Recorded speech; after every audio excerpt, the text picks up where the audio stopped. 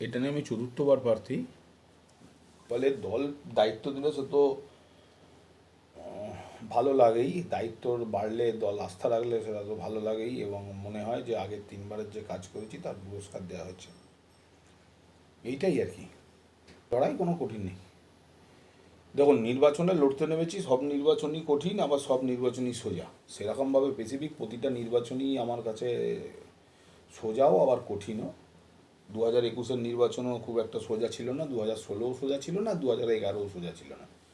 ফলে 2021ই যে একদম খুব সোজা এটাও নয়, আবার খুব কঠিন সেটাও নয়। নির্বাচন যেরকম হওয়ার সেরকম হয়। তার কারণ নির্বাচনে তো আমার ব্যাপার না, ব্যাপার হচ্ছে মানুষের ওপর নির্ভর করতে হয়। মানুষ যাকে পছন্দ করবে তাকে ভোট দেবো। তবে বিশ্বাস করি বিগত 15 বছর বাগনানে যে কাজ হয়েছে সেই কাজের ওপর দাঁড়িয়ে মানুষ ভোট দেবে। সেটা তো প্রতি বছরই বলে পাল্টানো দরকার, সে সিপিএমও বলছে পাল্টানো দরকার, কংগ্রেসও বলছে পাল্টানো দরকার। নির্বাচনে লড়াই করতে নেমেছে সবাই তো এই কথাই বলবে। কেউ কি বলবে যে হচ্ছে তোমার যে সরকার আছে সেই সরকার থাক, তারপর আমাদের ভোট দিন? সেটা তো বলবে না, সেটা পাল্টানোর কথা বলবে। আর যেটা বলছেন উজ্জীবিত, কই আমরা তো বাস্তবের মাটিতে দেখতে পাচ্ছি না উজ্জীবিত বলে। বাগনানে বিজেপির কটা দেয়াল লেখা হয়েছে, কটা কোন জায়গায় লোক বেরিয়েছে, কটায় কোন জায়গায় বুথে এজেন্ট বসানো যাবে, সে তো ইলেকশনের দিনই দেখা যাবে।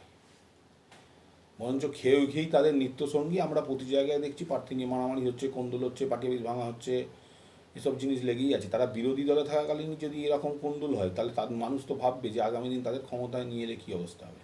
তবে আশা করছি, আমরা আশা রাখছি সমস্ত কিছুর ওপরে ডিপেন্ড করে, যে গতবারের যা সিট ছিল তার থেকে 2-5টা সিট হলেও বাড়বে। দেখুন, বৈধ ভোটার নাম বাদ গেছে তো এখনই বলা যাবে না, তার কারণ হচ্ছে এখনও সেগুলো জুডিশিয়াল স্টেজে আছে, এখনও সময় আছে। আমাদের এখানে 9 তারিখে হচ্ছে, 9 তারিখ থেকে 29শে এপ্রিল যেগুলোর ভোট আছে, 9 তারিখ থেকে নমিনেশন শুরু। ফলে এই নমিনেশন 9 তারিখ থেকে শুরু, তার মধ্যে যাদের ভোটার লিস্টে নাম উঠে যাবে। যেমন আমার বাগনান বিধানসভা কেন্দ্রেই হচ্ছে 16,000-এর মতো নাম ছিল, এই কদিনের মধ্যেই প্রায় 6,000-7,000-এর মতো নাম হচ্ছে অলরেডি জুডিশিয়ালি হচ্ছে হয়ে গেছে।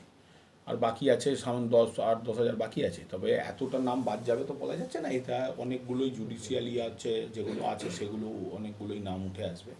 আর নাম বাদ গেছে মানেই যেটা সেটা তৃণমূলের ভোটার, এটা তো ধরে নেওয়া ঠিক নয়। কে তৃণমূলের ভোটার?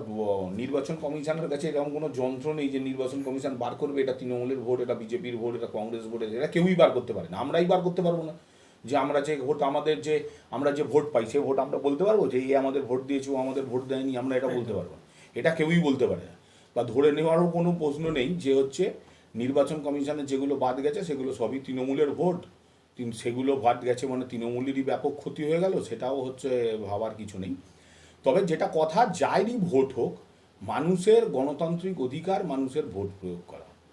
মানুষের সেই একজনও, আমাদের যেটা কথা, আমাদের নেত্রীর কথা, যোগ্য ভোটার একজনও যাতে না বাদ যায়। আমরা তার জন্যই কোর্টে গেছি, আমরা তার জন্যই লড়াই করেছি, আমাদের মাননীয় মুখ্যমন্ত্রী তার জন্যই সুপ্রিম কোর্টে দাঁড়িয়েছেন যে যারই ভোটার হোক একটাও যোগ্য ভোটার যেন বাদ না যায়। তার কারণ নির্বাচনটা মানুষ হচ্ছে একটা সরকার তৈরি করে, সেখানে ভোটার বাদ দেওয়া নির্বাচন কমিশনের কাজ নয়। নির্বাচন কমিশনের কাজ যাতে মানুষ ভোট দিতে পারে, মানুষের ভোট দেওয়ার ব্যবস্থাকে সুনিশ্চিত করা। ভোটারকে বাদ দেওয়া নির্বাচন কমিশনের কাজ নয়।